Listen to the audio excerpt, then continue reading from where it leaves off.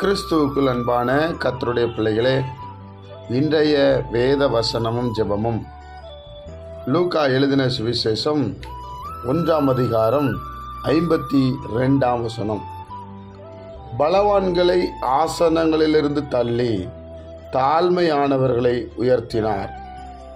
என் அன்பு கர்த்தருடைய பிள்ளைகளே, ஆண்டவராகிய இயேசு கிறிஸ்துவை குறித்து நம்ம பேசிக்கொண்டே இருக்கிறோம்.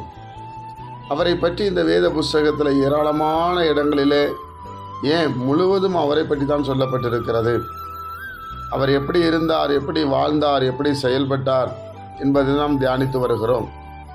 இன்றைக்கு அவருடைய பெரிதான மகிமை என்னவென்றால், பலவான்களை, தனக்கு பலம் இருக்கு என்று சொல்லுகிறவர்கள், தான் எல்லாவற்றையும் செய்ய முடியும் என்று தன்னை காண்பிக்கிறவர்கள் பலவான்கள் என்று சொல்லப்பட்டிருக்கிறது.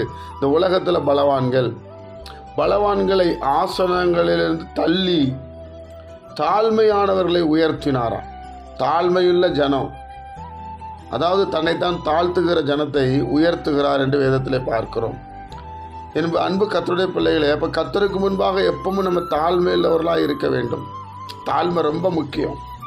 கர்த்தருக்கு முன்பாக, ஆண்டவரே, நான் குறைவுள்ள ஒரு மனிதன், என்னால் எதுவும் செய்ய முடியாது, உமக்கு தெரியும்ப்பா, நீர் இல்லாத எது செய்தாலும் எனக்கு வாய்க்காது என்று சொல்லி தேவனுக்கு முன்பாக நம்மை தாழ்த்த வேண்டும். அப்பொழுது கர்த்தர் நம்மளை உயர்த்துவார். இங்கே பைபிள் அப்படி தான் சொல்லுகிறது.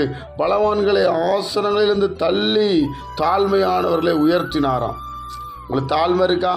படிப்பில் பெருமை இருக்கா? யோசிச்சுக்கிடுங்க. அழகில் பெருமையாக இருக்கிறீங்களா? தள்ளிடுவார் ஆண்டவர்.